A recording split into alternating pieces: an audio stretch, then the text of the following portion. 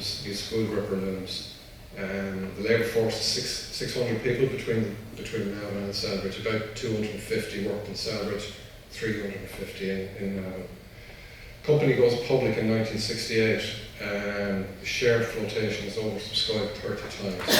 When the Investment Bank of Ireland placed 600,000 ordinary shares for sale for that flotation, they received applications for 18.5 million.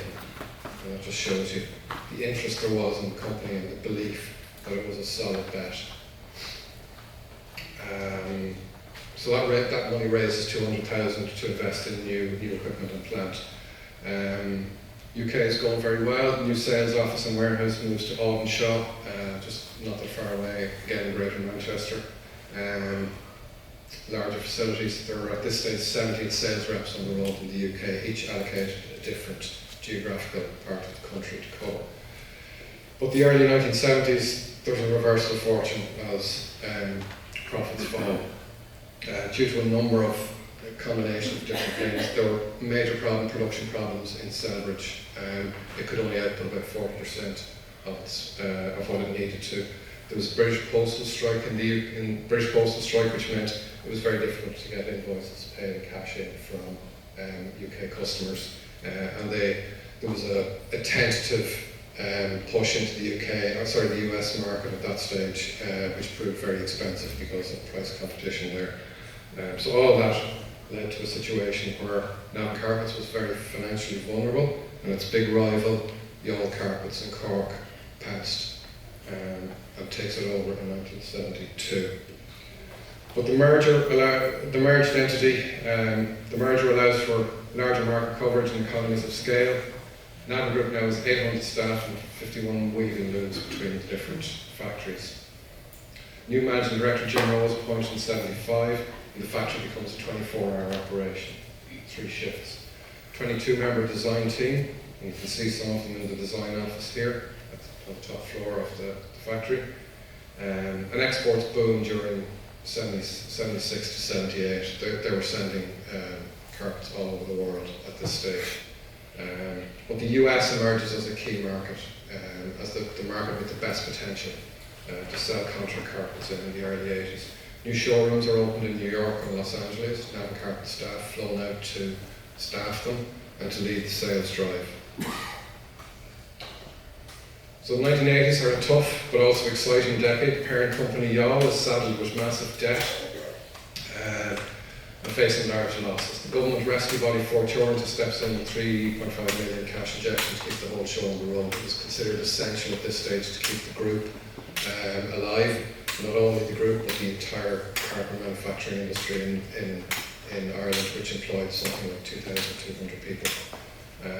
But Navan remains the star player in the whole show, contributing profits of 1 million a year, to the point where the Sunday Independent in the business analysis piece described it as, that the Youghal group without Navan would have very little chance of staying afloat.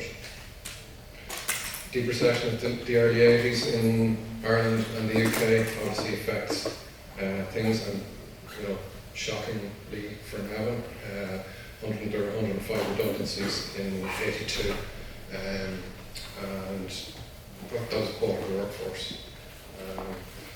But under Managing Director Joe Jones, who was a Fortune appointment, Navan starts to win big prestige contracts in the US, including Caesar's Palace on the right here, the Hilton in Beverly Hills, the home of the Golden Globe, the Golden Globe Award since the 1960s. They even went behind the Iron Curtain and carpeted the duty-free shop at Moscow's Sheremetyevo Airport. In the 1990s, really a purple patch for Navan. The local man Seamus Clinch is appointed marketing director, and he spearheads a further push into the US. Another change of ownership in 1987 when Coates Viola took over the Youghal group. Coates Viola were a very large multinational British textile giant. And by the start of the 90s, half production was destined for North America, also making big inroads into new markets in Asia, particularly Japan and South Korea. The picture is of the Mandarin Oriental Hotel in Hong Kong, where one of the finest 5-star properties in Asia, where Navan Carpets put in 19,000 square yards of carpet in one contract in the 1990s. Management buyout in 1995, after Coates Royale decides to jettison the carpets division, and that management buyout is led by John Ryan, the managing director in Navan.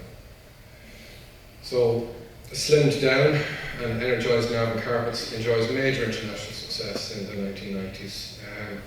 The company hits the jackpot in Las Vegas with a $2 million contract to floor the fabled Stardust Casino and the casino in the Bellagio Hotel. Actually, now Las Vegas proved to be a very happy ground for Navan over the years. And there's also very prestige contracts in New York, especially commissioned carpets for the Waldorf Astoria Hotel and the Plaza in New York. And the still is a picture from the movie Home Alone 2, Lost in New York, where Macaulay Culkin wanders wide-eyed into the ornate lobby of the Plaza on 5th Avenue as he walks across the carpet made on Kells Road. So it's all hands on deck then. They take a slice of the cruise ship market, covering floor coverings for Norwegian Cruise Lines and Royal Caribbean. In fact, casino contracts and the cruise ship contracts were among the biggest in volume terms. Casinos, because they were obviously one area, but very, very large areas, and the cruise ships were over multiple decks. So there were huge yardages involved in those contracts. Turnover hits 14 million by the end of the decade and 80 million euros by 2001. The company was flying high.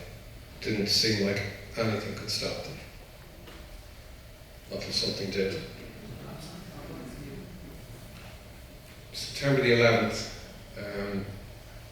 all big hotel and casino investments were put on hold after the terrorist attacks in New York and Washington.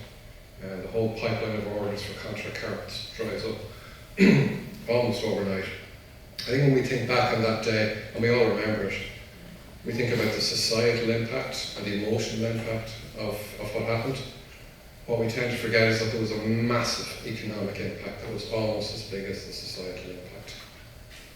And global demand for big carpet orders plummets, not just in the US, but everywhere across the world. And a favourable exchange rate with a strong euro and a weak dollar didn't help. And much to the shock of Navan is left reeling in July 2003 when the High Court appoints a liquidator and the court is told the firm is insolvent. And after 65 years, Navan Carpets closes, 230 workers lose their jobs.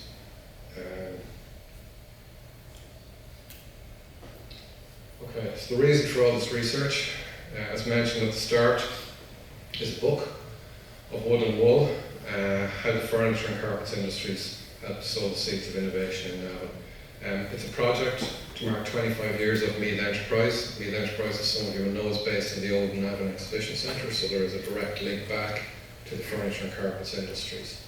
The final chapter of the book actually has been written by the CEO of Meath Enterprise, Gary O'Mara, which brings the story fully up to date with what's happened with the Navan Exhibition Centre since then, and how it's become the centrepiece of the new Boyne Valley Food Innovation District and the ambitious plans that there are to develop that further. It will be available in mid-November. Not exactly sure where. It will be on sale locally. But there will be publicity beforehand, so don't worry, you will hear about it. So it's been an extremely enjoyable project from my point of view, I have to say, to be involved in, and it's been very educative as well, in terms of learning all about the stuff going on in my hometown. So all that remains for me to say is thank you to everybody, thank you to Navan District Historical Society of Pascal, and everybody for the opportunity to speak to you today, to Solstice for hosting us, and for you all for your attendance and your attention. Thank you very much.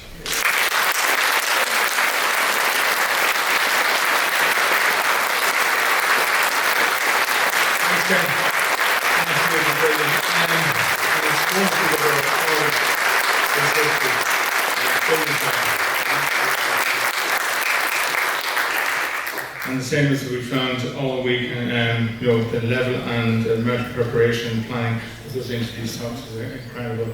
It just doesn't happen overnight. We're going to take a quick break, and it will be only 10 minutes. We'll be back up and running in 10 minutes' time with Father Hurley. So if you want to stretch your legs, please do so now, and we'll see you back in exactly 10 minutes. Thank you.